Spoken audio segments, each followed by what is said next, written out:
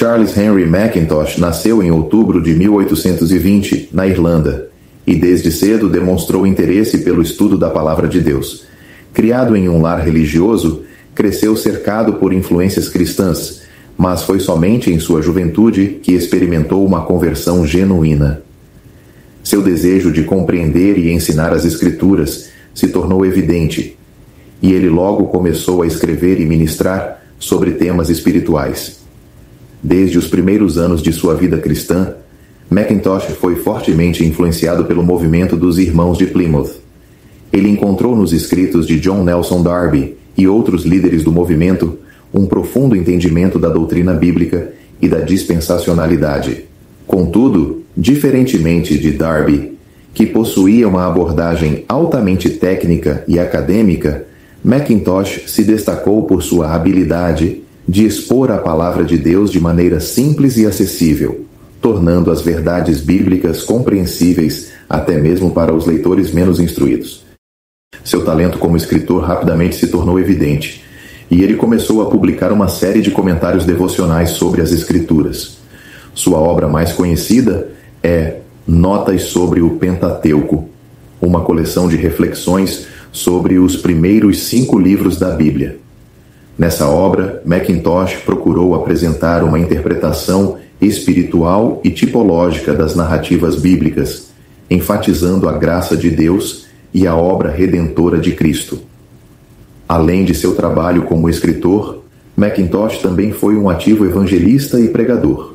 Ele viajou por várias regiões, compartilhando o Evangelho e encorajando os crentes a viverem de acordo com os princípios bíblicos.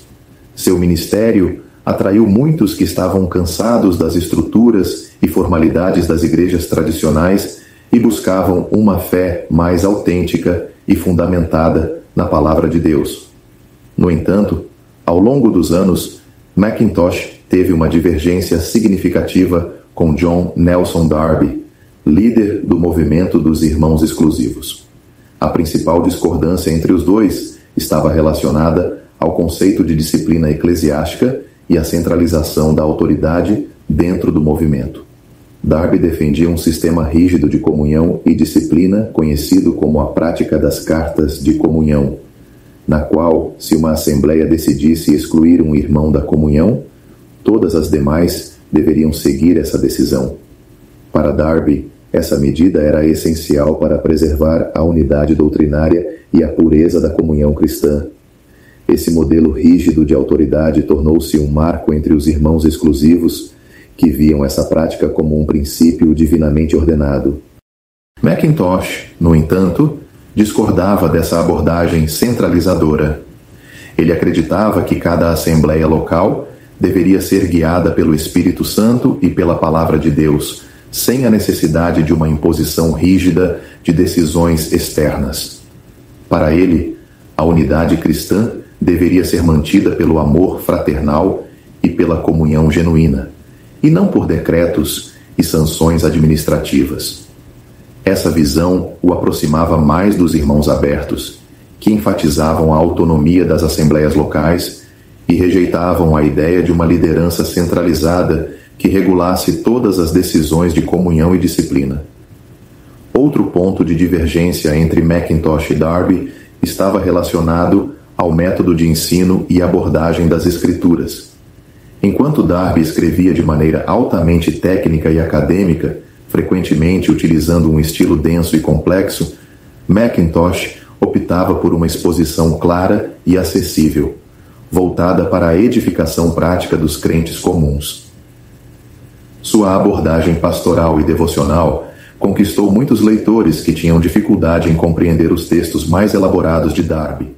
A separação entre Mackintosh e Darby tornou-se mais evidente a partir da década de 1860, quando a rigidez disciplinar dos irmãos exclusivos começou a gerar divisões dentro do movimento.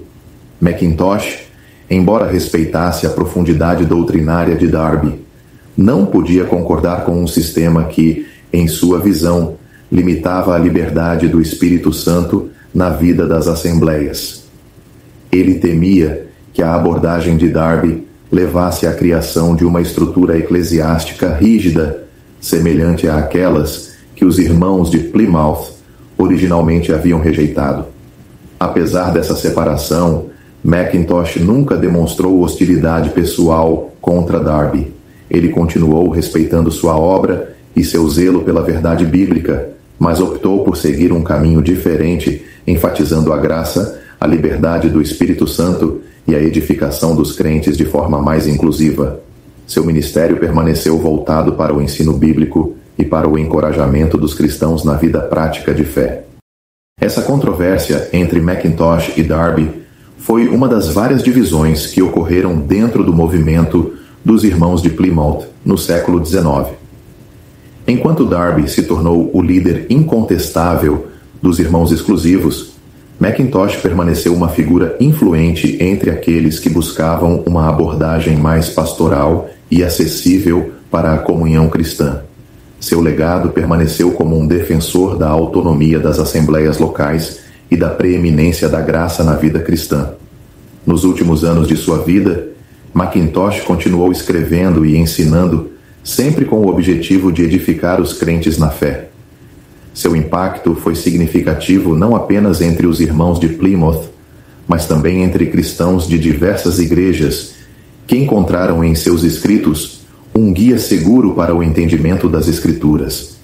Charles Henry Mackintosh faleceu em novembro de 1896, deixando um vasto legado de ensinamentos que continuam a influenciar gerações de crentes ao redor do mundo. Seus escritos seguem sendo lidos e apreciados por aqueles que buscam um conhecimento mais profundo da Palavra de Deus e um relacionamento mais íntimo com Cristo. Seu compromisso com a clareza na exposição bíblica e sua dedicação ao Evangelho fazem dele uma das figuras mais importantes no cenário cristão do século XIX.